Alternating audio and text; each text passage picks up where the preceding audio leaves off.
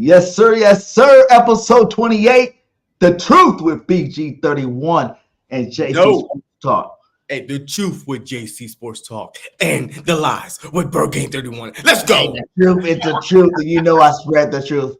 Just like Smitty got fleeced. Hell no, he didn't. Let's go. Roll it. He says. You know, you can't be counting the pockets of others. I'm where I want to be. This is where I wanted to be. And, you know, at the end of the day, it was still life-changing for me.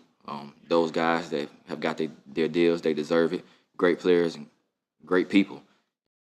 What's going on, everybody, man? And welcome to the very first episode of The Truth, where not all Eagle fans agree on everything. And this is definitely the spot where this shit about to go down. Oh yes, able. Oh yes, I'm stable. Oh yes, no label. Oh yes, you know me. I have only the best. I'm lonely, but damn, I'm going. This is why we started this, because of you. We started this. I'm tired of listening to your, fantasy that you living in right now. Always talking about damn it, no until proven otherwise. BS. I'll be number one, working hella hard until I get just what I want. Yeah, rises like the sun. Yeah, fatal like a You know what I mean? I was pretty close last year. We could have easily won those 3 games we lost. I gotta get through it, and the only thing I know is to love what I'm doing. Right? Did you not beat ourselves those 3 games? Look, we lost. Never listen to the no's. I just wanna keep We could win the moving. Super Yeah, Bowl, put we it lost. all aside. It's my only medicine. Yeah, everything I do, I'm just being genuine. Yeah, I'm sick of being screwed. Feel my own adrenaline. Yeah, I do just what I do, and I hope you let me in. What's up, guys? What's up, Birdgang Nation? How's everybody doing today? How you doing today, JC? Hey, man. Look, man, it's a Tuesday. We made it through Monday. And apparently, we made it through Tuesday also. So what the hell? You know what I mean? I'm blessed, highly favored. I'm grateful to be alive, to be on another episode of The Truth. Episode what? 1,000 something? Like, I mean, where we at right now? We got 28, baby. We got 28. 28 and counting, baby. 28 and counting. So, hey, look, I mean, there are some news to get into with the Philadelphia Eagles. You know what I mean? Mandatory training camp open up. Old Bradberry about to get me a Saquon Barkley jersey. But let's go, man. It's all good. We're going to definitely get into that one. Kind of say Bradberry. He ain't giving you nothing. And Bradberry's going to start, baby. Bradberry going to start. Let's open it up then. Let's open it up with that first topic tonight, baby. The first topic is Will Bradberry. Wait. Let me open it up. He reported to camp, but they want him to play safety, not cornerback, but safety. How you feeling about that? What I heard, though. Remember what Nick said. He goes, there's a lot of good corners that come back and become great safeties. You know, we had one on our team ourselves, Mr. Malcolm Jenkins. You know what I'm saying? He came back. He was a great safety, one of the best safeties in Eagles history. You know what I'm saying? I think personally, with all the young guns at the CB spot, you know what I'm saying, with the way Isaiah Rodgers is balling out with Quinyon Deshae, I think it'll be perfect to have Bradberry and CJGJ out in the back of that secondary with Slay and Isaiah Rodgers to start, baby. It would be amazing. It would be amazing. Woo! Who? Wait. Bradberry, Slay, Isaiah Rodgers, what, at DB? What? Wait, what did you just say right now? A whole bunch of BS. You know what? Look, anyway, yo. Hey, first of all, I heard that he reported to camp, all right, and limped off. He got cut midway through a mandatory training camp. His ass was getting cut and going into the damn goddamn tent. You know why? Because his ass is old, out of shape, and missed all the voluntary OTAs and stuff. And on the first day of mandatory minicamp, guess what? He get hobbled off them. So he ain't gonna be safety anyway. And the only way he gonna be safety's ass off this team. He gonna safety's ass. Bye. Bradberry about to be off this team pretty darn soon because we have enough DBs. Overall, if you look at the big picture, overall is a crowded DB field, safety, cornerback. It's crowded right now. And who can we afford to move forward without? is Bradberry. I think that we could do okay without him. I really think that keeping them on this team is not doing these young guys any service at all, man. Like you drafted them first round for a reason. Rangel, he's still there, and then he got some play time from last season because of Bradberry and Slade getting hurt, so he got play time. So, do we want to see him just wait like this? Come on, man. We are stunning these young guys' growth, man. To me, Bradberry, in my opinion, should be gone, and we will not miss him. Worst case scenario, we still got Isaiah Rodgers that could easily, let's just say we try to experiment with Mitchell. Boom. Hey, Mitchell, what's up, Mitchell? Boom. He getting burnt left and right. Okay, that's fine. Okay, boom. Guess what we got? Hey, bring in Rodgers. You know what I mean? He could play the outside. So I'm telling you, we have the depth this upcoming season to be able to say, you know what, Bradberry, we don't really need you, blah, blah, blah. Let's see what we have with these young guys. But I don't agree to go with, young all over the DB field with, with Mitchell and Rangel. No, I think that Slate is here to stay at least for one more year. But Bradberry, to me, safety or not, he needs to be safety's ass off this team. You know what I mean? Safely sees that off the team. How do you fans believe that? And I'm going to tell you something that might make you reconsider the situation. I'm not really this defense. Yes, it's been similar defense for the last 3 years, but the GOAT is there. He's here. The dean is in class right now teaching his scheme. And Vic Fangio, teaching hard football. He wants veterans back there. He wants people to understand the system. When he says, hey, I want this, he wants the guy to not think about it. He don't want no rookie in there having to think. Wait, 1 second. Hey, you think he wants Wait, you think he wants guys that's not going to be on his team next season? Listen, let me finish what I'm saying, okay? Wow. These guys are rookies. You know what I'm saying? Rookies and Deshaun. Ringo is not rookie. Wait, okay? These guys are rookie. Rango is not a rookie. Hey, wait, okay?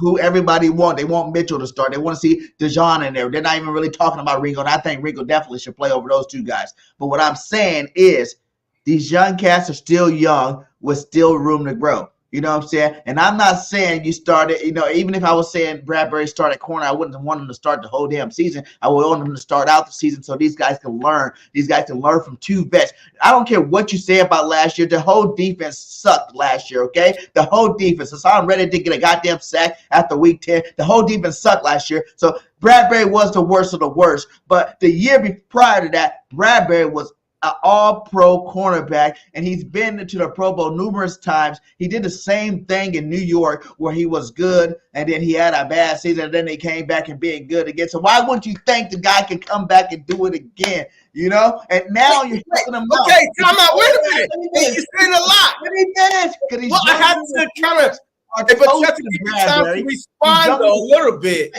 Wait, these younger receivers are toasting Bradberry, so why not throw him in the safety position where he can use his expertise? He can see everything in front of him, and he can make plays. Bradberry made some plays last year, too. You don't forget the interception to end the game in that one game. I think it was the Chiefs or whatever. Bradberry still made some plays. I think having him at safety to be the next Malcolm Jenkins, next to CD Deuce, baby, you can have an awesome secondary going into next year.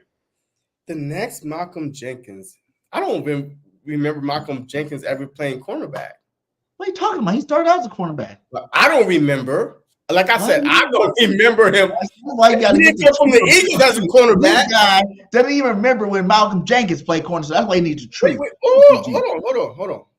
I'm talking about the Philadelphia Eagles. On the Philadelphia Eagles, did Malcolm Jenkins play cornerback? Not on the Eagles. Okay, so I don't care about where else he played cornerback. No, but I'm saying. No. Okay, corner. He came over to the Eagles. A lot of gibberish right now. The best safety in the game. So, the only gibberish that I remember that you're saying, because you ran through a lot of it. You said let Bradberry start at corner, but not the whole season. So let's just say you start him at corner, right? He's having an all-pro season at corner. What do you do? Keep him in there. Oh, wait a minute. But you already said that you don't want them there the whole season. You just want him there. Wait, hold on. No, I didn't say he was playing for all. Not the whole season, but half the season and then switch him out.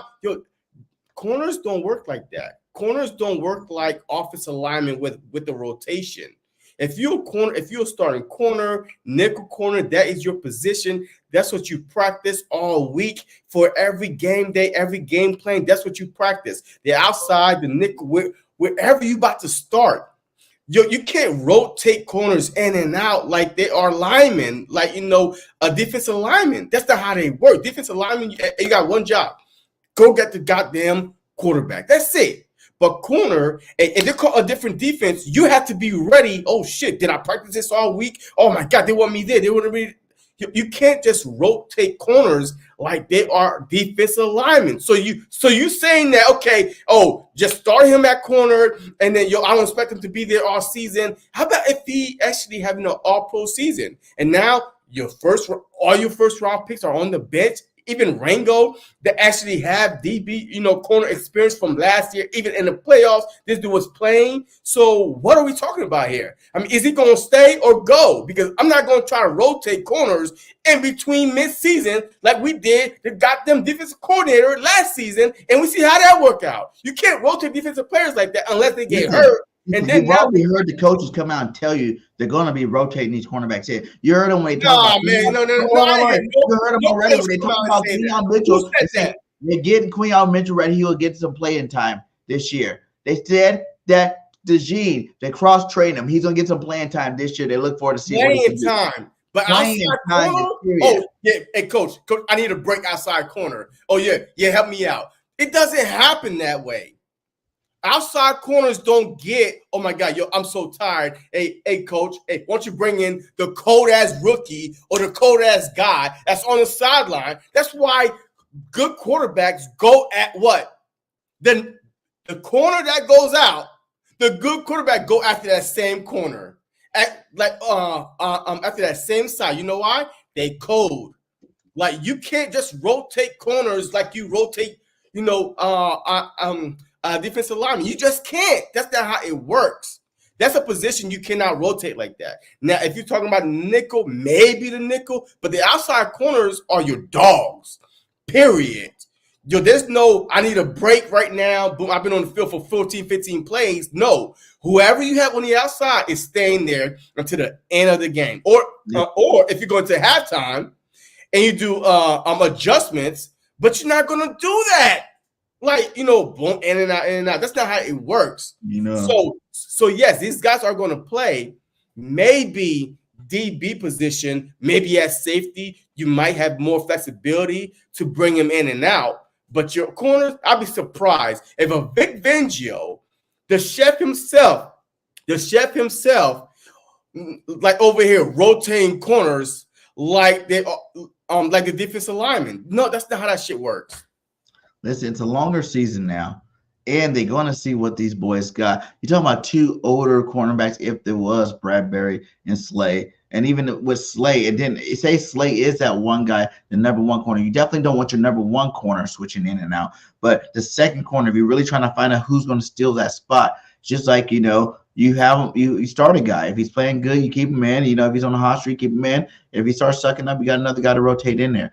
But like I said, that position is uncertain right now. No one knows who's going to start. Your whole life, right now, we're in shorts and t-shirts. That don't mean a goddamn thing. You never played corner before, right? What was that? I played corner like my whole high school. I played one a little bit. No, you didn't. No. Oh, no, you didn't. That's not how corner works. You know what I'm saying? I played a little bit. Now, if you call in, a nickel, like different coverages. You play 10 games a season, JC. How about these are 17 game seasons? No. That's not how your corners work. Your corners work. Yes, you could change the package and extra corners come in for a specific play, but your main corners are not coming off the field because your game plan is set. All week long, you have your corners that's practicing, that's going on game day, especially on your main coverages. This is where we're going. Yes, every once in a while, you can. I'm talking about right now in OTAs. We haven't even got the training camp yet. That's what I'm saying. Let's talk about the game. So we were talking about Bradberry. You said that you expect Bradberry to start, but he might not finish the season. That makes no sense. If he plays corner, monkey wrench in there and say, now they threw the monkey wrench and said he's gonna play safety, and I'm like, well, that's even a better position for the guy. How?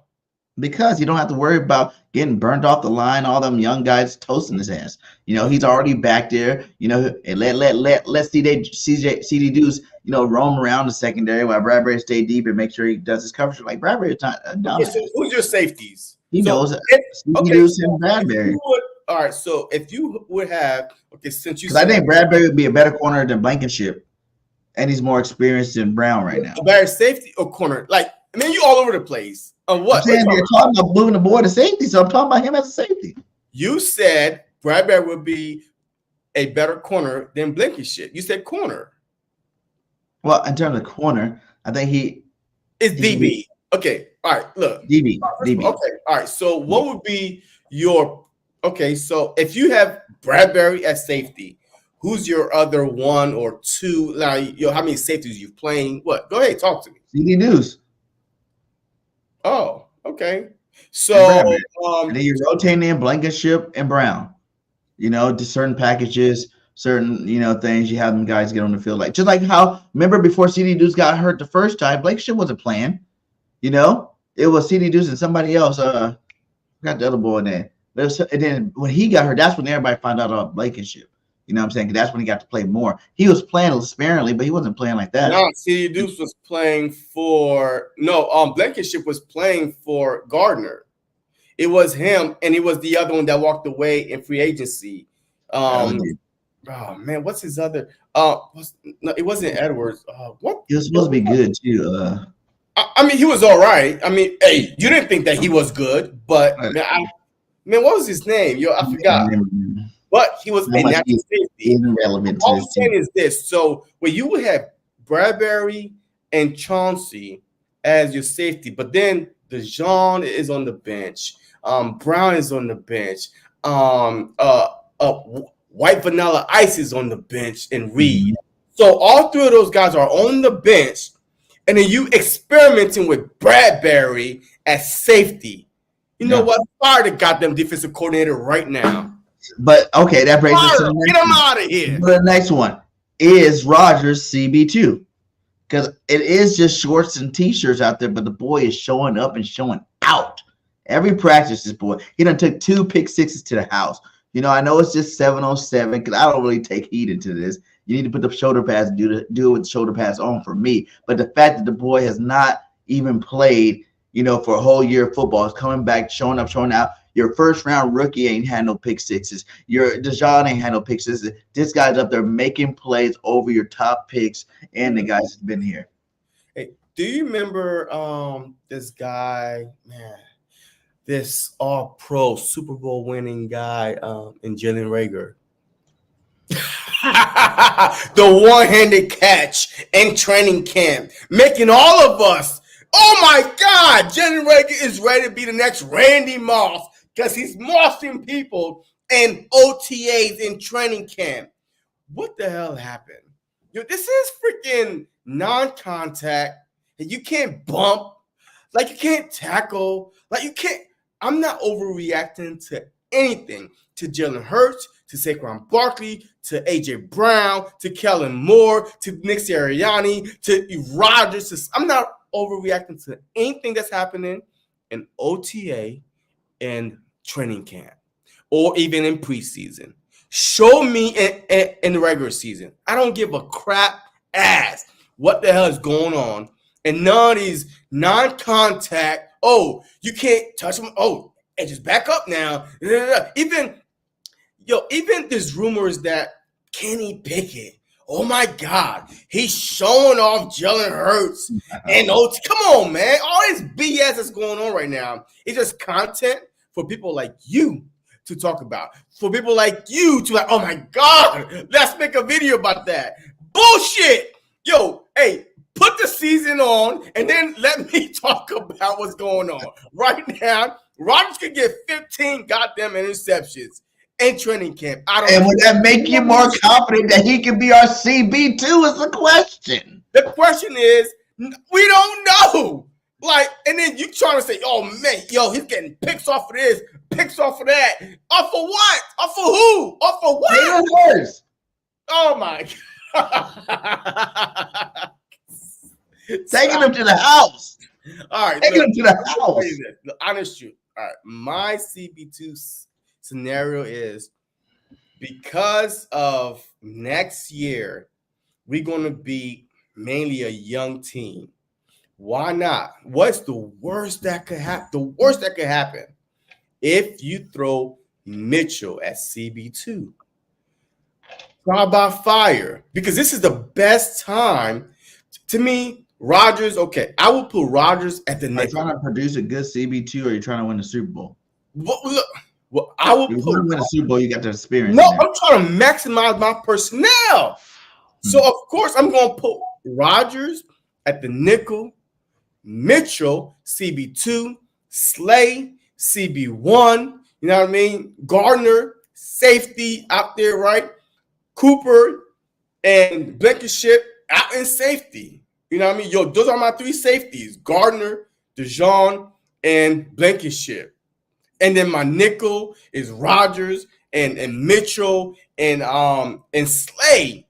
That is my my defensive back. That's it. Like, that's my secondary. And then now, if you want to rotate Sidney Brown because he's coming off injury, you can.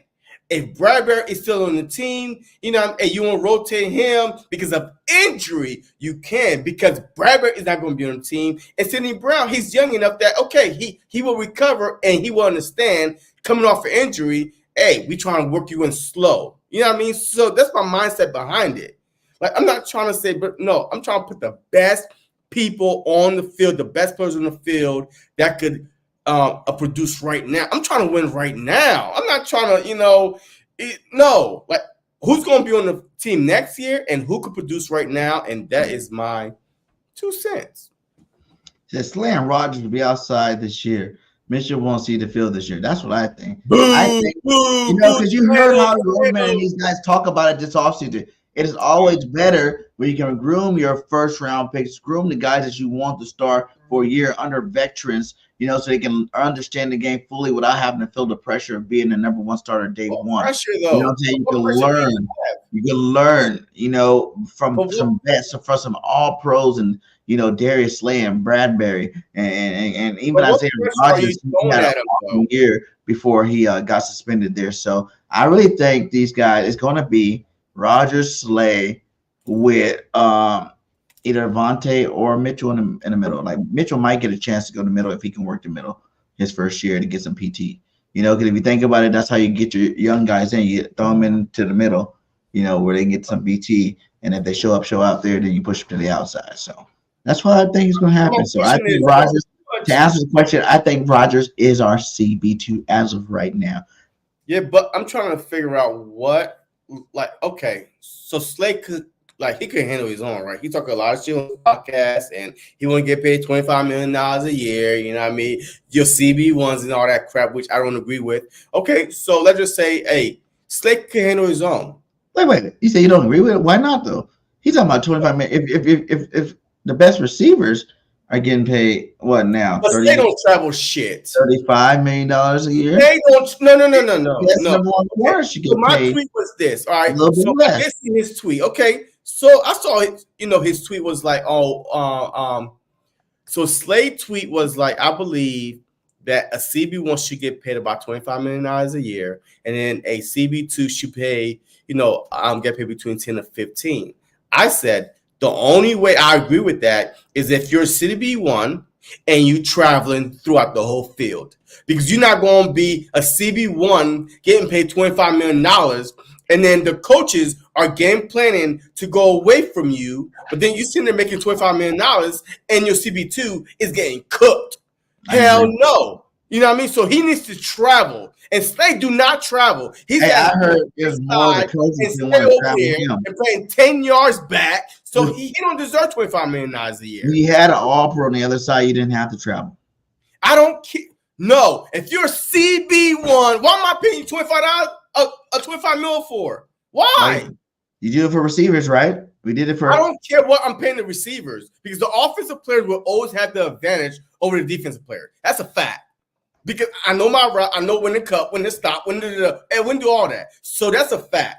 But the fact is, if you're a CB1, we watch corners, Ramsey, Travel, you know what I mean? Freaking Bland, you know, yo, Diggs, yo, we seen these guys follow these number one wide receiver, but Slay, and for some odd reason, he's on his goddamn island over there, and then Bradberry is getting burnt. Slay does travel. Remember, Slay traveled with Justin Jefferson, locked him down twice. Oh man, he ain't trash. Come on, man, he ain't trash. Locked him down twice. My God. Man, come on, man, stop. Okay. And speaking of that, let's jump over to this offensive side. Mr. Justin Jefferson just became the highest non-quarterback in the NFL, you know, per year. What is it, at $34 million a year, $110 million guaranteed? You know what I'm saying? That begs the question, did Devontae get fleeced by his agent in terms of this whole deal here? No. Okay. All right. It seems like that this whole offseason, every Philadelphia Eagle players that got signed took a discount to stay in Philly. It started from Josh Sweat, right? When it was either him or Hassan Reddick, we were always like, oh my God, are both of them going to be gone? But Josh Sweat was like, no. I want to stay here. I'll take a discount. And then it came from Dickerson. He said it. He's like, hey, look, I'm happy here. Yo, I want to stay here. Yada. Like, it seemed like that every player that got signed this offseason loved to play with the fans, the organization, and the city of Philadelphia. It wasn't all about the money. So did Devontae Smith get fleeced? No. He know what he wanted. I mean, this is his first contract. You know what I mean? Like, he knows that Justin Jefferson, he's the only guy there, right? He's the only guy there. You know what I mean? Like, some of these guys that's getting paid are basically the only guy that they have on that team. Like, without them, it is what it is. Like, the team is like, man, it's not going. I'm going to move. But Devontae Smith realized, I'm on a loaded team with AJ Brown, with Goddard, with Barkley. I'm just going to take my little piece because I'm young enough in a couple years, just like AJ Brown just did, and a couple years later, re-sign a new deal. So that's okay, but nothing is guaranteed. So there's no guarantee that if I hold out and then I'm going to get X, Y, and Z. No. So why not just go ahead and prove myself even some more, a little bit more, that okay, and then the next paycheck, the next pay period, hey, I'm about to get this bag. So that's why I look at it. Like all these guys that we sign, to extension, they want to play here, man. They want to play here. They are humble. They are grateful. So no, I don't agree that he got fleeced. His agent did the right thing. Hey, let's get this money early. Because in a couple of years, hey, guess what? You could get paid again. You know what I mean? Like the market, it is only going to go up. Like it's not going to go down. Whatever you sign right now is the floor. Hey, so your next one, and you already know is going to be up there. So it's okay. Because 2 years, like every 2 years right now, it seems like that a deal got to get redone. Regardless. Like AJ Brown, right? Well, this was his first, second. What? Like he signed like 2 years ago. Years ago, yeah. Yeah. And he got a whole new contract because he played well and he played himself into a new contract. So Smitty, boom, 2 years from now, he could get a whole brand new contract. So it's okay to try to win a championship and still help out the organization to help sign other people. So it's all about selflessness. It's just instead of selfishness. You know what I mean? I get you. I'm going to double down on that, but I want those that didn't hear Smitty what he said. Let's let him show what he said about it. You can't be counting the pockets of others. I'm where I want to be. This is where I wanted to be. And, at the end of the day, it was still life-changing for me. Those guys that have got their deals, they deserve it. Great players and great people. Yeah. Perfect. Like you said, those guys do deserve it. Like you even noted, like these guys that got a little bit more to him, even AJ, like these are number one receivers in the league. He's also a number 1 too now. Wait. Listen. Those other guys don't have another caliber of number 1, and I think even him knowing, I think he knew that AJ was going to about to get overpaid. He wasn't going to get paid the same as AJ, and the Eagles were going to go up AJ's contract too. You know what I'm saying? They both got paid this offseason. Like you said, it was life-changing for him, and he understands that as of right now, even though they're both number 1 caliber receivers, AJ is the alpha receiver on this football team. You know what I'm saying? He understands that he wants to be the alpha, and I'm not saying that he can't have a better year than AJ next year, but as of right now, it's AJ is the alpha. It's considered the number 1 receiver, and he's considered number 2 receiver on the football team.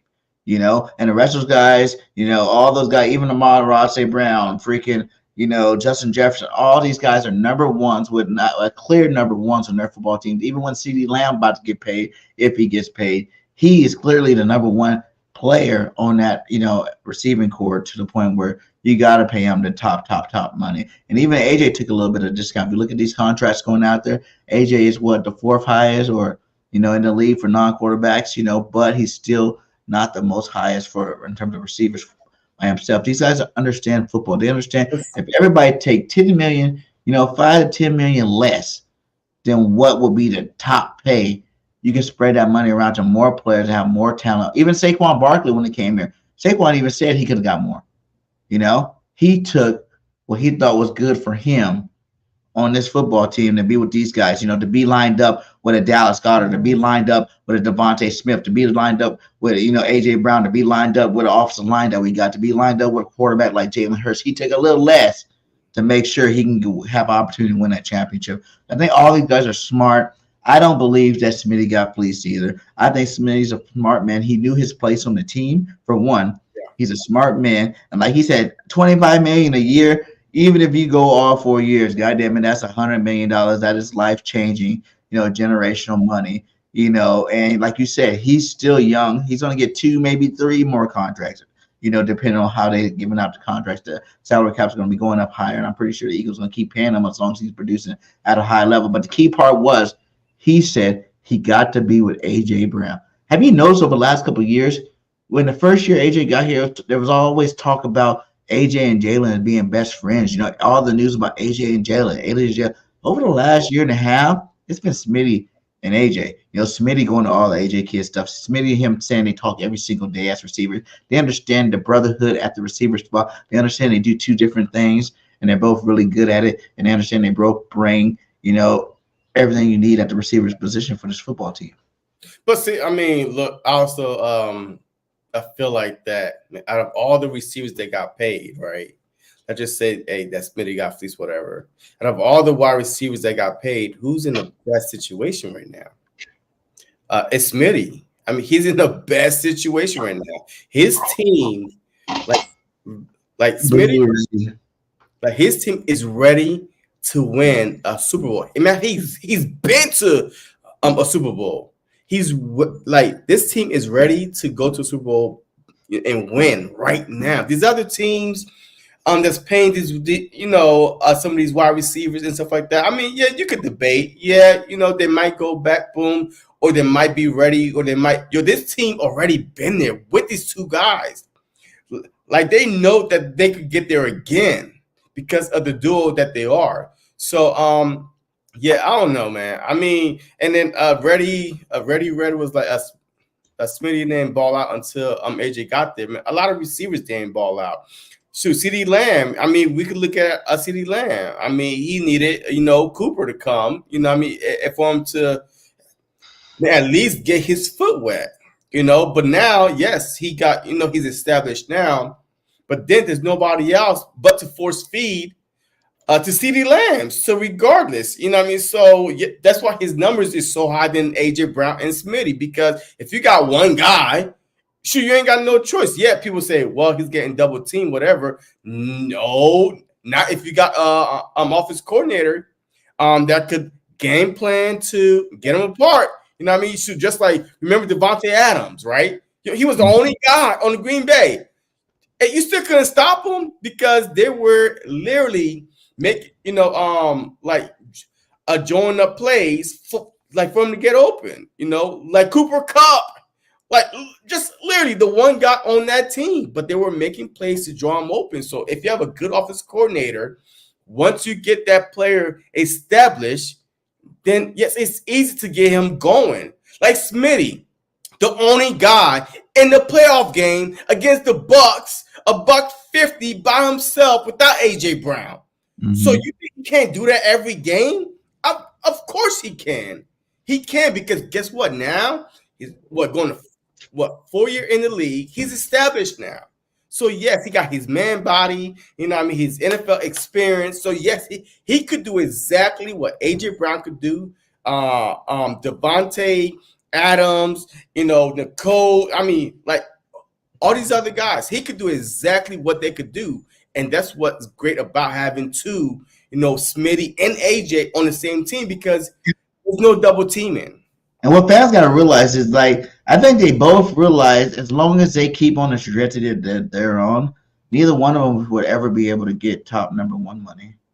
You know what I'm saying? Like number one, because the simple fact that they're both so good, they're not going to be. Imagine if AJ was on a team, like you said, you know how Jefferson had all these yards and all these touchdowns. Imagine if AJ was on a team without a Smitty, his yards would be doubled. Almost. Not saying for sure, but there'd be a lot more, because he'd get a lot more targets. He'd have a lot more opportunity to produce. Same way with Smitty. Without AJ there, his yards would be double. You know, they'll have a lot more to lead tops in the league. And I think they both respect that. They understand that it's about championships. It's about winning football games. And they're going to get paid along the way. So I'm happy both of these guys are there. And PFF finally gave us our respect, baby. The number one duel in the NFL, baby. Number one duel is AJ Brown. Yeah, I mean, I would agree. Because, okay, so if you look at this list right here, could you name a straight up true two number ones without saying, well, without him, he wouldn't be, I mean, like, maybe, what, a number one? Well, Mike Evans and Chris Godwin. That's pretty. Who? Mike Evans and Chris Godwin. Chris Godwin is not a number one. They both had 1,000 yards receiving years. You know what I'm saying? Like, they both done put it down for a while. See, you're making me. If you pull teeth, I'll say Tyreek and Jalen number two. I think that's true too. They're the number two. See, if only if you think that if you take Tyreek off the team, because we've seen Smitty go off without AJ being there in the biggest moment, right? The playoff stage, right? So, I mean, if you take Tyreek Hill, can Jalen Waddle do what? Waddle had a good rookie season. Huh? He had a good rookie season too. Who? I think his rookie season was better than Smitty's. Who? Waddle? Yeah. I mean, what the whole thing was, I'm saying like Waddle's more as an explosive receiver. Smitty's more like 3 years ago. You know, like they're both really good. But I'm saying, like, in terms of, like, that's one I can say. And the only other one, you know, if this Nico Collins guy was not a one-year wonder, because first year he did light it up for a receiver for sure. And then you got Stefon Diggs, who we know could light it up, who's been all Pro Bowler, I believe all Pro too. And okay, reline this for me. I don't know. I like a lot of these combinations though. Like even the DJ Moore, Keenan Allen. Like Keenan Allen's for sure number one, and DJ Moore, I don't know, because he wasn't really that great this year. All right, do this for me. All right. So, since you pull up the list, if you had your perfect lineup right here in front of you, what would you change? Who would be the one? Who would be two? Who would be three? If you want, I could go first. Ooh, yeah, that's crazy too. Puka and Cup, that definitely should be on the list. Oh yeah, definitely. But then you're only going off of what Puka only did it 1 year too, right? He's a rookie. Yeah, but so, do it. But, okay, so of this list right here, I mean, just no other list, just this list right here. I mean, what would you change? What order would you make? The order would I change? Yeah. If I could change anything, I don't know, because you don't see the 5 and 6. You haven't seen play yet. If they turn out to be really good together like that, I can push 5 and 6 over 3 and 4. You know, because I've seen Chase. He is an awesome receiver. T. Higgins is good. But I think T. Higgins is a really high-end number 2 receiver. I don't really consider him. I don't think if Jamar Chase was there, T. Higgins would be a number 1 receiver. You know what I'm saying? Like, I don't see it. So I would definitely add Puka and Cup. It would be AJ. Tyreek. No, man, no. Just go off this list, man. Don't add no. I think they're the third best. No. Third best. I would have to go off this list right here. No, you can't add no other team that's not on there. Don't add no. Well, if you really look at it, I think you got it. You kind of low key got it right. You know. Okay, bullshit. Because I think all right. So I go. So I think that the AJ Smitty, is good. I would put a Tyreek Hill, Jalen Waddle.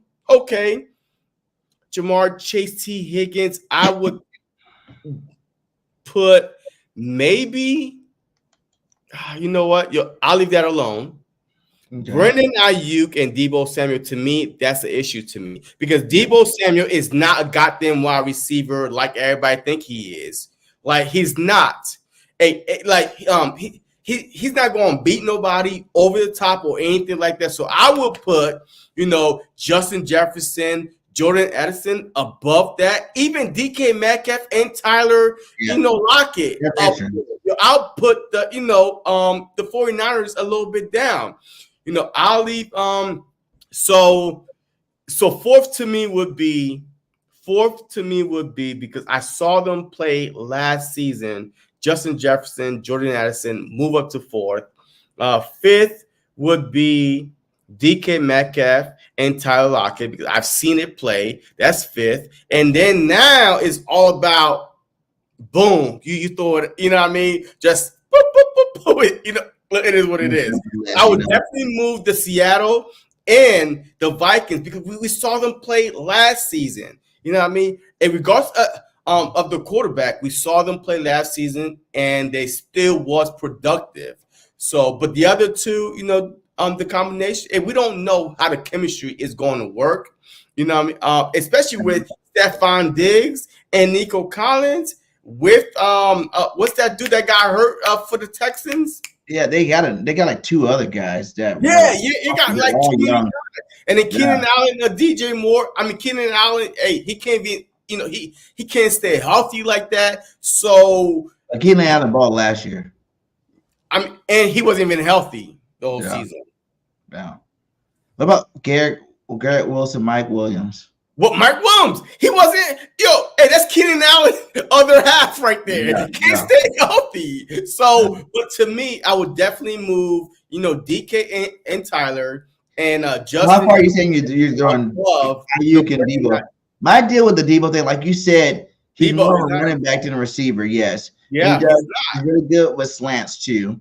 I give him that. Ayuk actually has developed into a really good receiver. Yeah, I thought he was trash from the beginning of his career. My buddy's a Niners fan. I hate on him all the time. But I would have to say last year, Ayuk had a great year.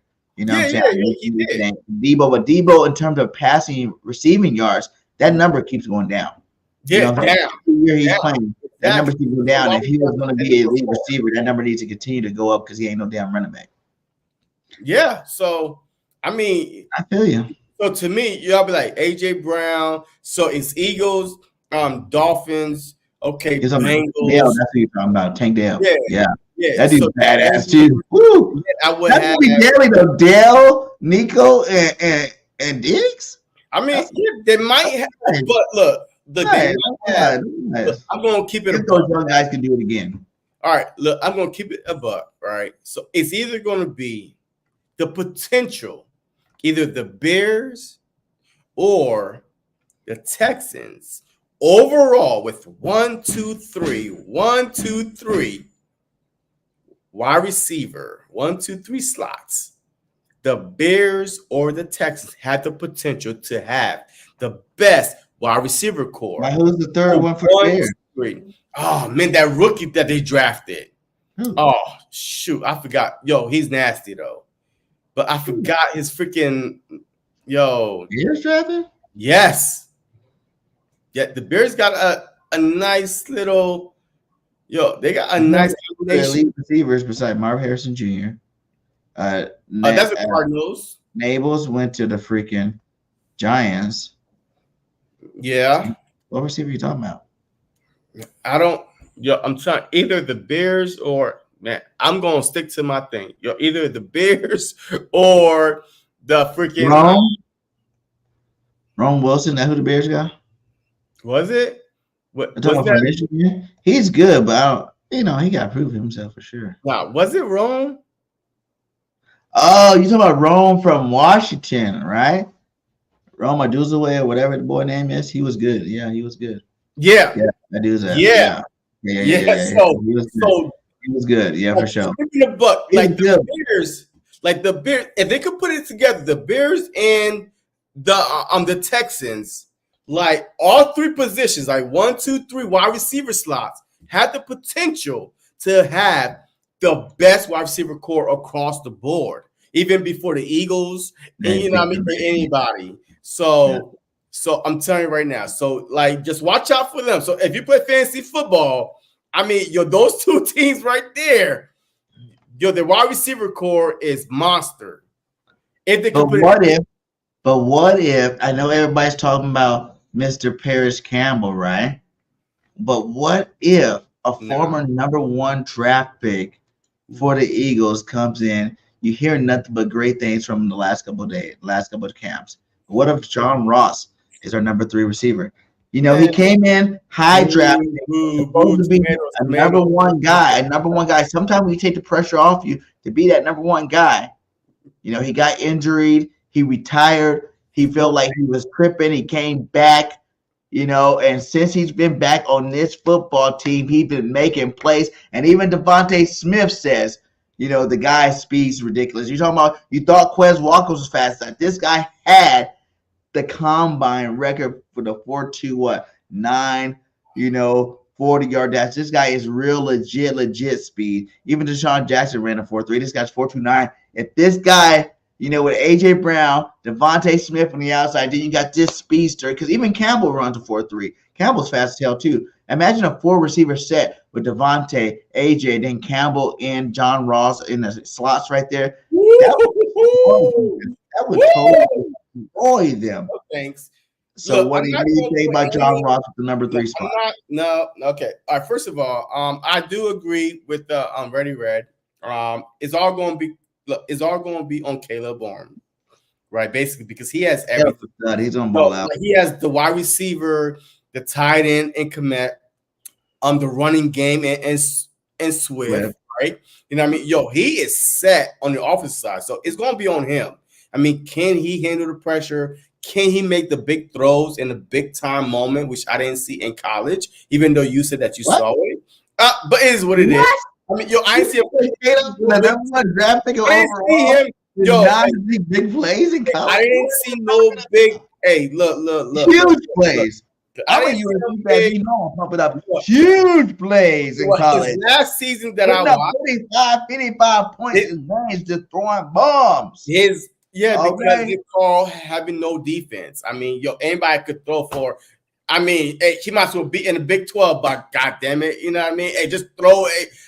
Hey, there's no defense, okay? So who are you gonna? I'm gonna pick for a reason because he's the best. Yeah, because he won the Heisman last year. Blah blah blah blah blah, and everybody think he's next Patrick Mahomes. All right, boom, got it. Yeah. I'm not gonna put John Ross over a guy that quit football, retired to come in and have the same passionate of guys that are coming out of college and hungry and or guys that are proven in the NFL. I'm not going to do that. So the whole Ross thing is cute, but I would rather see my guy Smith in the slot. Smith, come on, man. Anaya Smith in the slot. Now, if you could convince me that Anaya Smith and AJ Brown and Devontae Smith is our threesome, boom. You know what I mean? Hey, look, I'm all in. All right. I think that third spot's gonna be rotated between those 3 guys. Well, hey, I think Ross will get his share. I think in the beginning of the season, go see who wants it more. Who wants to be that third receiver? Who wants to put the pressure on the defense? Who can handle putting the pressure on defense? I think you're going to see a lot of plays early going deep to Campbell, going deep to Ross going deep to Nice to see who will make the big play, because that's all we wanted Quez to do. If Quez Watkins made the big plays that he got thrown the ball, he would still be on this damn football team. But since he did not, he is off. He didn't play well versus good team. He did play well. The defense didn't play well. He put up 45 points in losing efforts. He put up 49 points in losing effort. He played well. Against the who? Defense didn't play Against well. Who? Against all the top defenses we played. Wait, who? Name me one. We're not talking about. We're talking about the third receiver. Oh, exactly. I'm talking about right now. This is a fucking channel. This is not no Bear station, okay? Get your egos in. Exactly. Don't let no cowgirl come in and mess up the show and change the perspective of what we're talking about. You know what I'm saying? But like I said, he that dog, he that bull. He gonna do his thing. I really think John Ross, if he can put the pass on, right? Sometimes it takes a step away from the game to understand what you missed, and none of these other guys, not Anaya Smith, not Campbell, not no other body that you will want to play the third receiver was a first-round draft pick with high expectations. And some people say that don't mean nothing, but I'm saying it does. It shows that he had the talent at one point. Now, like if people say people's confidence get broken, all the he even said his injuries, got to him after a while. He's fully healthy, and people, for some magical reason, that's why I'm so happy we got Saquon. For some magical reason, when they come to Philadelphia, they don't get hurt.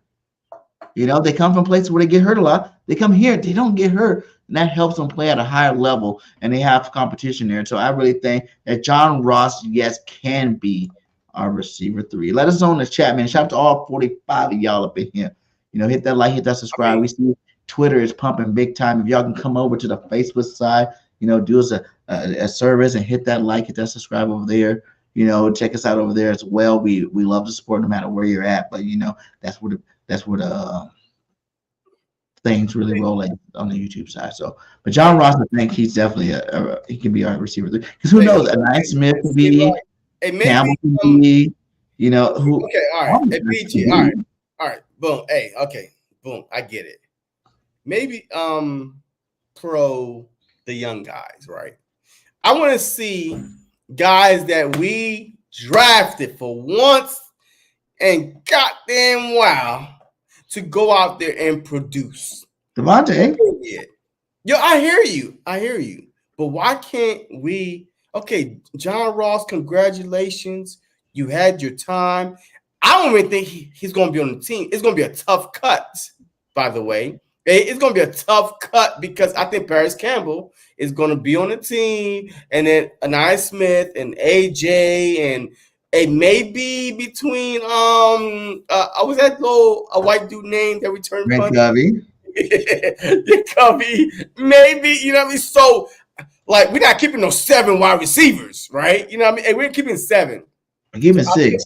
6. Yeah, I just. Like you said, like he can still be on the practice pulling up.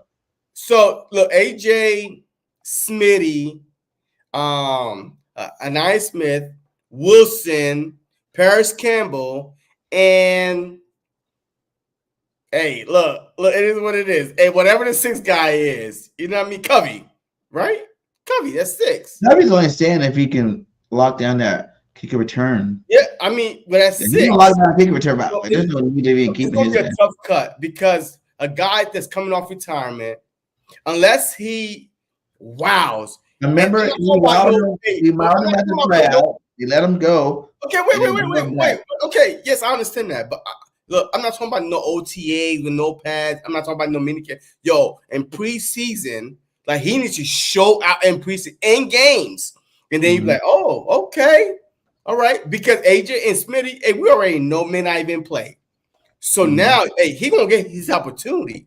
Now, if he wows us, or not us, the fans, because we could care less. If he wows the coaches and the owners, be like, oh, okay, let's keep him. But he's gonna have an opportunity to show I'm back mentally, physically. Let's get it. You know what I mean? But he had his opportunity. And like you say, a first-round draft pick, blah blah blah blah blah. Hey, he walked away. So that's not my problem. That's not your problem. But the team problem is who you gonna pick over him, and that's a problem. Yeah. So what about RB2 spot, man? Kenny Gainwell, will he be RB2 this year, because I like Shipley. I like Shipley. You know what I'm saying? If you guys watch my video, man, I did my depth chart on the Eagles ground attack.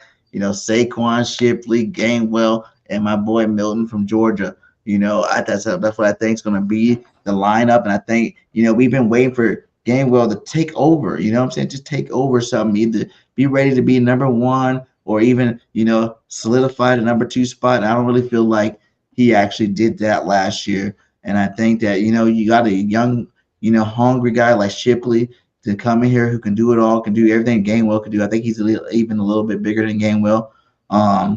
Let him do it. You know what I'm saying? And Gainwell can still get sprinkled in. Like I said in the video, he can be like, the J.J. Corey, LeGarrette Blount, Corey Komet type thing. We got 3 really good backs. You rotate them in. That's according. But at the end of the day, I think Shipley takes over that RB2 spot, and Gainwell time at RB2 is over. And he gets bumped back to RB3. How do you feel about that? Well, to be offered to Gainwell is that he never really had an opportunity to see that spot for good, because week 1 last year in the freaking monsoon, he did great. No fumbles. He caught the ball out of backfield, catching the ball in the rain when Jalen Hurts was throwing the ball. He ran the ball for at least 4.5 yards per carry. This dude was doing everything. And then game 2, we threw in Swift, and Swift took over. You know what I mean? So he never really had an opportunity to say, hey, this is your job. And then they brought in a lesser backup then. You know what I mean? And so he at least know, hey, this is my job. And this guy right here is not going to take my spot. Is Gainwell Miles Sanders? Nope. Hey, you behind Miles. Is Gainwell Swift? Nope. Hey, you behind Swift. Is Gainwell Barkley? Nope. Hell no. Hell no. So, and when did he have his opportunity to prove that I'm the guy? Yes, you could have one game, one good game, but then, the next week. If you were that guy, you are that guy. And he's no. How many years now he's been on the Eagles, and he has not been that guy. Proven guys. There are name brand guys. There are proven. Miles Sanders was already proven. You know what I mean? Swift wasn't really proven. Swift got benched. Swift was a first-round pick. Top 10 got benched before he came to us. No. Because of his injuries. It wasn't because of his talent. It was because of 2 players ahead of him were playing really good. So, all right. Again, what was a 3rd-round pick? All right. You know what I mean? Hey, during the COVID year, goddamn it. You know what I mean? So he was 3rd-round pick during the COVID. You know what I mean? COVID goddamn, boom, 3rd round, So all I'm saying is this. He did not have an opportunity to actually seize, the starting spot week in and week out. The Eagles are a running back by committee. You know what I mean? Regardless, but we'll see this upcoming season. Do they use Barkley a lot more? But since we're talking about the RB2, all right. So between him and Shipley, I think that Gainwell would take the first crack at it.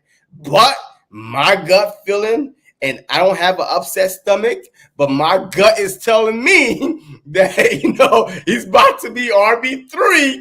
Yeah, because Barkley and Shipley are kind of similar type of backs. You know what I mean? Could do it all. You know what I mean? Catch out the backfield, run through the hole, big bodies, jump over you. Gainwell is a one-trick pony type thing. You know what I mean? So I think that he's going to be RB3 and his RB2. That we need to realize too. RB3 this year as opposed to RB3 years past. It's going to be different. We have a Bull and Saquon. Now we have a lead back. You know what I'm saying? Even when we had Swift, when we had Miles, they didn't trust him to be lead backs. That's why they always rotated him in. We were back by committee. Ain't no damn back by committee. I'm not saying that these other guys aren't going to get carries. But ain't no back by committee when you got a Saquon Barkley. Because guess what? He was the team. He was the backfield for the Giants for the last 6 years. You know what I'm saying? He was twice had 2,000-yard freaking all scrimmage yards seasons. You know what I'm saying? This is that Bull, and he won't even have to get as many carries as he got with the Giants and produce him, at the level that he was producing at, if not even higher, because you got the talent on the outside. You got Jalen Hurts pulling linebackers. He looked fast again out there. And I think that RB2 will get less than normal RB2, and RB3 definitely going to get a lot less than that. So, that's what's going on. And things like that. But I think whoever is RB2 will at least get over 150 carries. Oh, man, that's too many. Only because it's a long season, right? It's a long season. Remember, it's 17-game season, and then you possibly I'll say touches, not carries. Huh? Say touches, and not carries. Well, okay, what touches? You know what I mean? Yeah, touches. That's more realistic. So touches. Not just carries. I'm like straight carries. Okay, no. Yeah. Because I feel like because it is a long season, even in Miles Sanders, best 1,300 plus season, the second running back at least had over 100 touches. You know what I mean? Yeah. So because it is a long season now, and then you're playing more than just for 17 games. You're playing for 21. You know what I mean? Like you playing for the Super Bowl. I feel you on that in terms of Swift and Sanders both had 1,000 yards, but you got to remember, on passing downs, game was in the game. You know what I'm saying? Corey Clement, well, that's his name, not Corey Clement. What's the bull name we just could let go? Boston Scott got a lot of carries too, as well in certain games, especially when we played the Giants. So these guys were rotated in a lot more than what I'm saying that I think. I feel like Saquon's a better talent. He pass blocked better than Swift and Sanders did. He's able to produce at a higher level than both of these guys, and he's just way more talented than both of these guys. Remember, Sanders was Barkley's backup. Okay, he was his backup. Barkley was the number 2 overall. 1 year ahead of him too. So Sanders was number 2. Let's not, Hey, by the way, Saquon Barkley, Penn State fan over here. All right, so he was also a year ahead of him too. Okay, he was a year ahead of him, but he was not a year better than him. Not good enough. He wasn't splitting carries with Sanders that year either. He was there. I mean, but this still was getting in. You know what I mean? Yeah, he was getting in. The Saquon. Come on, don't shortchange the boy Saquon, man. Don't shortchange him. Saquon was the number 2 overall pick. I don't care. I hear you. What you say? He was first team. Next question. Yes. Come on, this guy was the man. Y'all act like Saquon ain't that dude. He is. We just hate him because he was on the Giants, but now he's on the G-Man, baby. Now he's on the Eagles, baby. He's about to do something. Christian McCaffrey move over because Saquon Barkley about to be the best back in the league, baby. All right, so all right, so in fantasy football, who's your first number 1 running back? Saquon Barkley or Christian McCaffrey? Go. Saquon Barkley. Okay. All right. Christian, right? Christian's earned it over the last 3 years, right? He earned it over the last 3 years, right? But I feel like this year is different. This year's a new year, and this year's Saquon with the upgraded talent that's around him. Saquon never played with he only played 1 Pro Bowl in those 2 years. So I just asked you one question. All right. Now he's playing with 10 Pro Bowlers. He's about to go count him. But I'm talking about Saquon. I think Saquon. Remember that year that Sanders had broke the record with 3 80+ yards runs or whatever? That was Sanders, right? I think Saquon breaks that record this year. To be honest with you, he's gonna be that good. Okay. All right. Cool. Let's go. Yeah. Okay. What else we got up in here, man? Okay. What we got? We got that. How about one more? Hey, we got 2 more actually. But one is we heard the top 5 quarterbacks from Stroud, baby. Who is your top 5 quarterback going into this season this year? I mean, people. All right, look, we as a society, we live in what have you done for me lately? Meaning that last season, right? I mean, I don't care about your name, how many Super Bowls you won.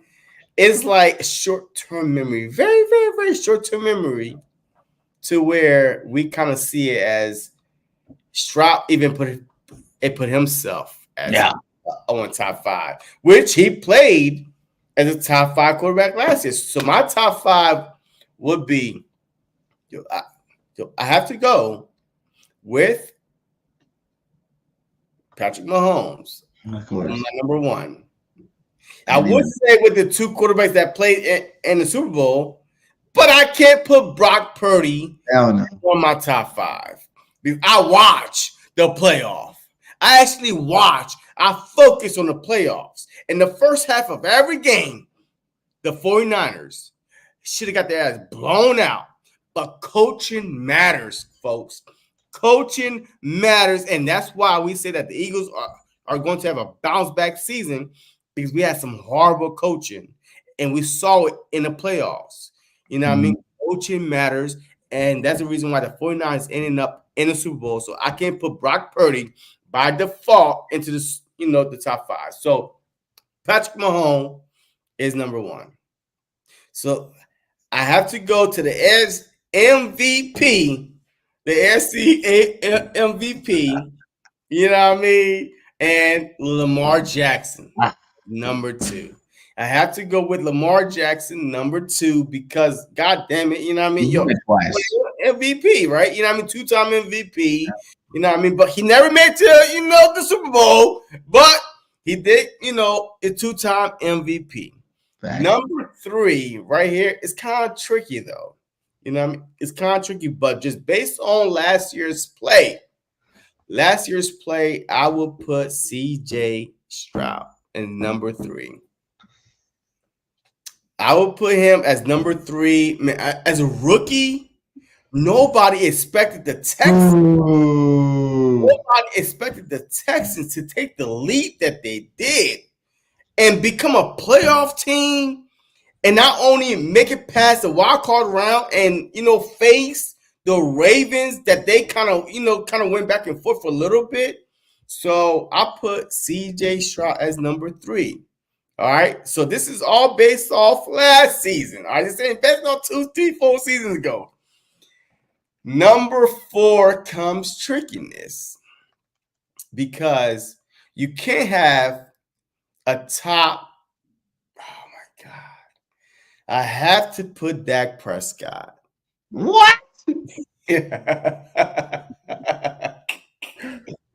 Boo! I have to put this guy out of the stadium. Get him off the screen. You're not even allowed on the screen no more. We're gonna remove you. Listen, that was blasphemy what JC just said, and I know Eagles fans. I know you heard him. Don't ever you get on his ass. Don't ever let him say no ridiculous shit like that again. We're gonna bring him back over finish his list. Go ahead, buddy. Oh my God. Oh my Lord. Lord Savior. I'm praying for you today. Take it away. So take it away. So just like I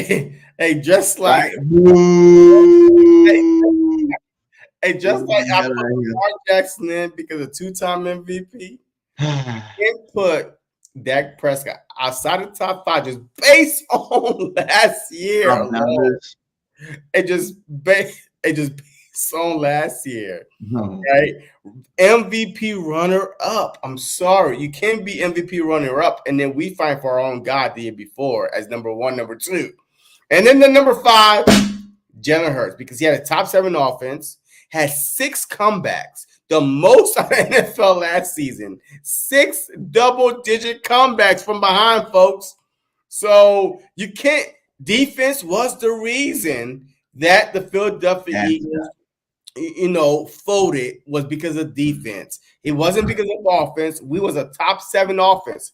There's 30 freaking goddamn 2 teams in the league. You are a top 7 offense. You should at least be better than that. Your defense should not be ranked number 31 in third downs, number 32 in fourth down. I mean, we was just ass. But Jalen Hurts, for some way, somehow, took us to 10-0, right? Still finished the season top 7.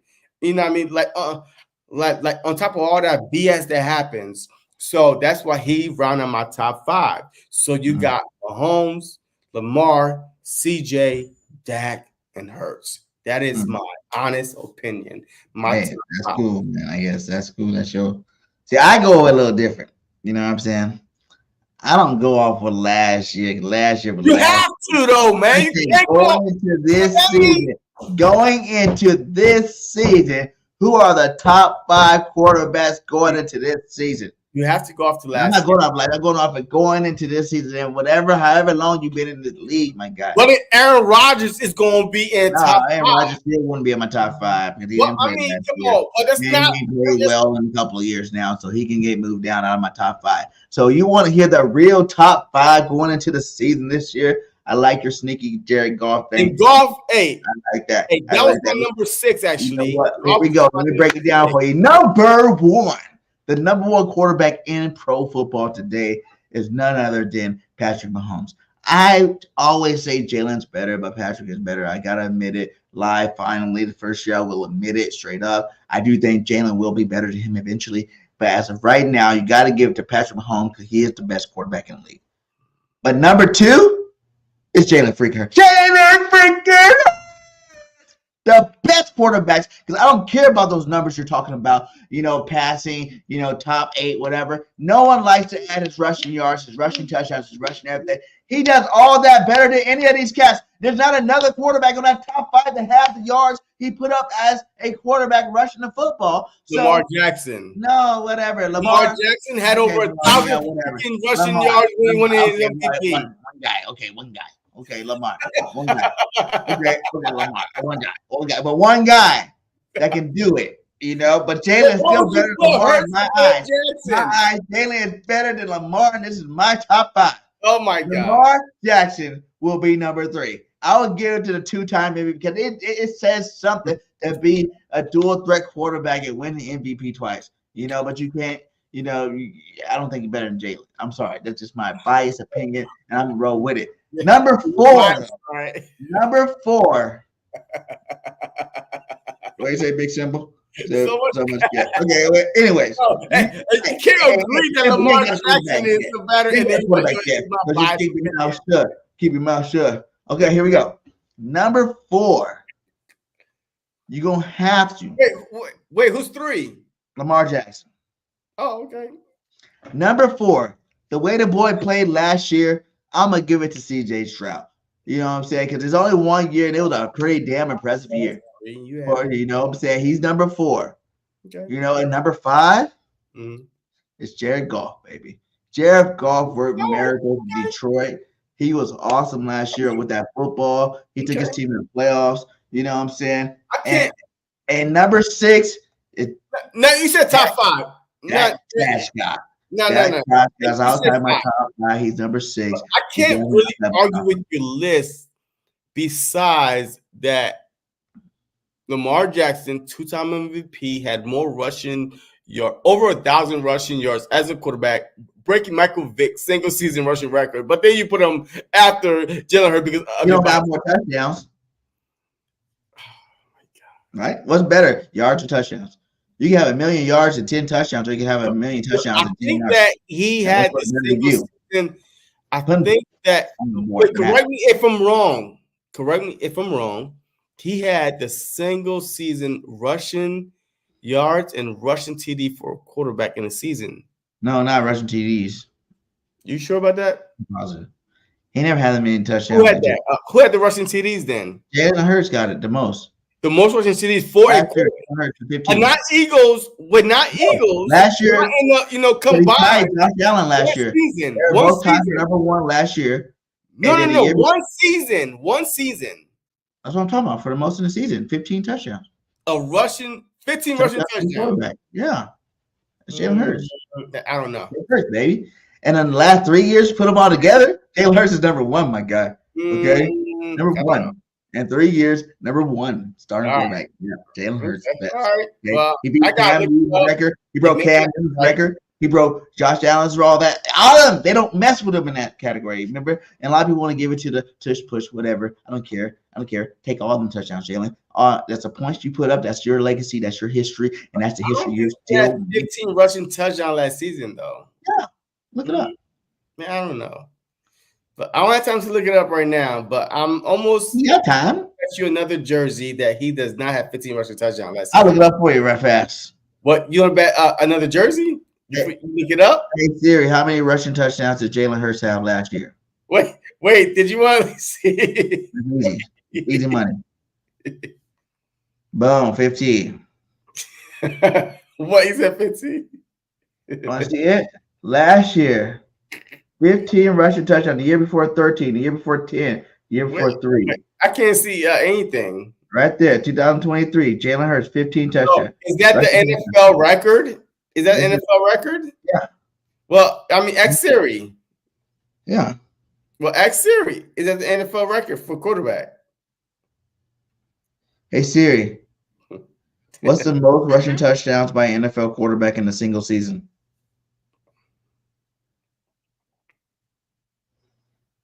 Not throwing touchdowns, rushing touchdowns. Yeah. Yeah. But anyway, man. That is the record, though. I'm gonna tell you, I had a little posting.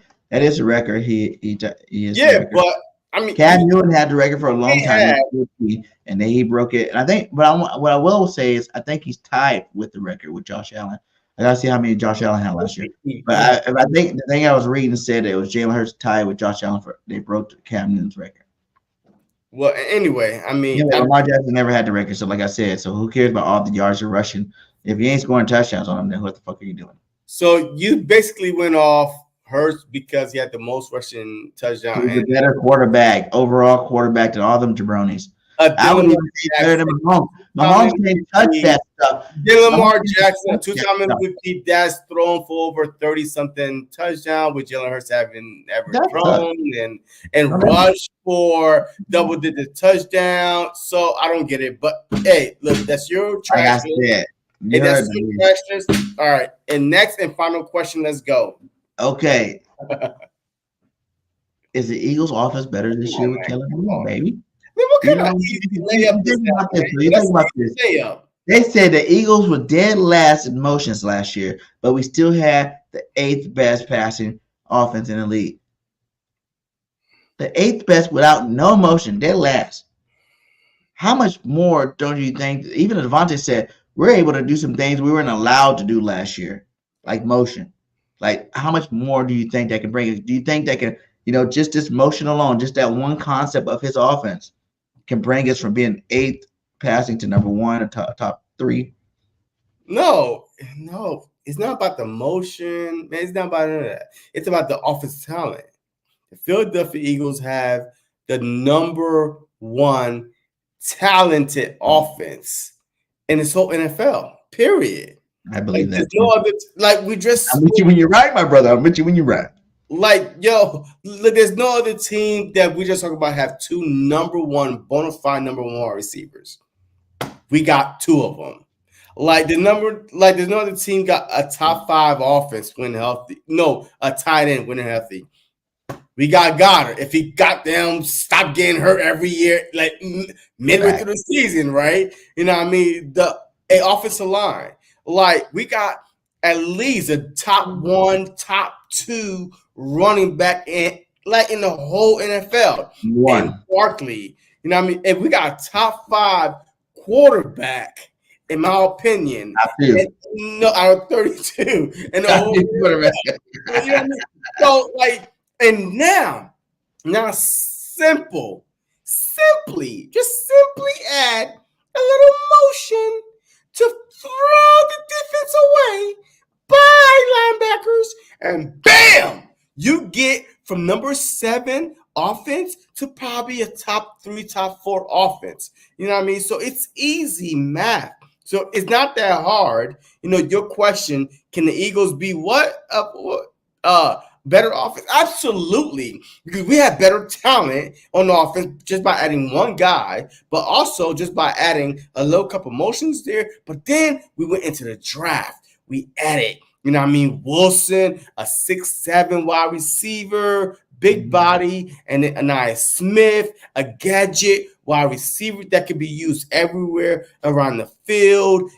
Barkley. Of course, the offense is it's going to be way better with more. And then Jalen Hurts, hungry to reprove himself from last season. The whole debacle that happened, the whole collapse that happened. This whole offense is more hungrier than last season and better suited for the personnel that we have right now than last season. So absolutely, this is a no-brainer to me. The Philadelphia Eagles, my prediction will be a top three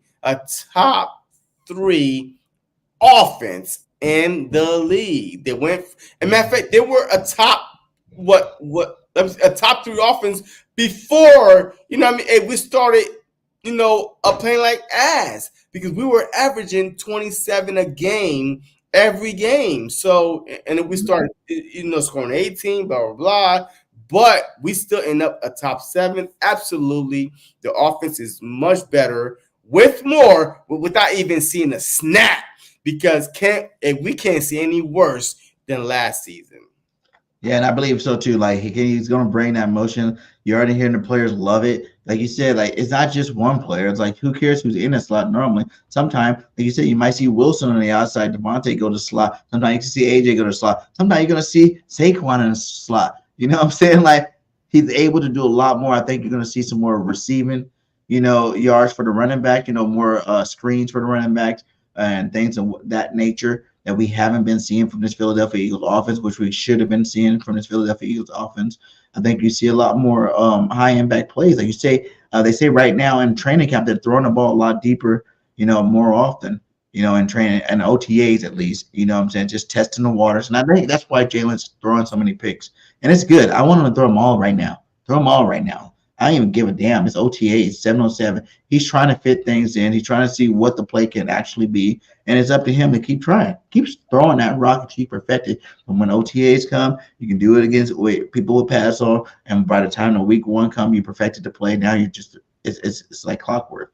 And we look like we did in 2022 on offense. And I think we can even look better than that with a Saquon Barkley on the team. Oh, yeah. I mean, facts. I mean, no argument here. I mean, I agree. All right. Well, hey, man, we are hour 21 in. Shout out to all you guys still up in here. Hit that like wherever you're at. Share the content. Help us, keep this good Eagles content going out to more and more Eagles fans out there, man. Any final words for you, JC? I mean, look, hey, we just got to be patient, man. And please, if you're a Philadelphia Eagle fan out there, all right, hey, listen to me. All right, we about to go dark. All right, look. Listen to me. Do not overreact to OTAs and mini camps. That don't mean shit. But all I want you to do is wait until week 1. Week 1, when you see the full roster, the full defense, the full offense. And let's see, against a good Packers team that blew the backs out of our worst enemies in the Dallas Cowboys. That's all I want you to wait for. Do not, I'm telling you right now, please, listen to your boy, JC Sports Talk. Do not overreact to OTAs, minicamp, preseason, because the real test will be week 1, week 2, week 3, week 4, week 5 we on by, and 6, 7, 8, 9, 10, 11, until we reach our destination. So week 21, when it's over. But do not overreact to OTAs and all these rumors and all this stuff. Wait till the final 53-man roster come out, plus those on the practice squad, and then we could get excited for the new 2024-2025 season. But until then, stop tweeting, some Jalen Reagor type shit, one-handed catches and 10 interceptions and 1 goddamn OTA, because that don't mean shit at the end of the day. That's all I gotta say about that. Wake the hell up and stop being catfish, ladies and gentlemen, because Jalen Reagor, you're getting clickbait out there. Getting clickbait, like you said. And I agree with you on that. Ain't none of this shit mean a damn thing. Ain't none of this shit mean a goddamn thing. It's encouraging. It's encouraging to hear some guys that you're worried about. At least they're playing good, because there's people you don't hear about, and that probably is bad that they're not being talked about so much, But nothing really matters to who's lining up week 1. Nothing really matters to who's showing up, showing out week 1 on this football team. And that's when we're going to see who's the dogs on this football team, who's going to win. Who's gonna win their positions and who got the, who's gonna lead us to the Super Bowl, baby? It ain't nothing. It is Super Bowl or bust this year. I will say that it is definitely Super Bowl or bust. I'm telling you that, all Eagles fan. We're going to the Super Bowl. We're gonna win it this year. Jalen Hurts will be MVP. Saquon Barkley will be Offensive Player of the Year. We're gonna have 11 Pro Bowlers. We're gonna do something this year, though. We definitely gonna do our five type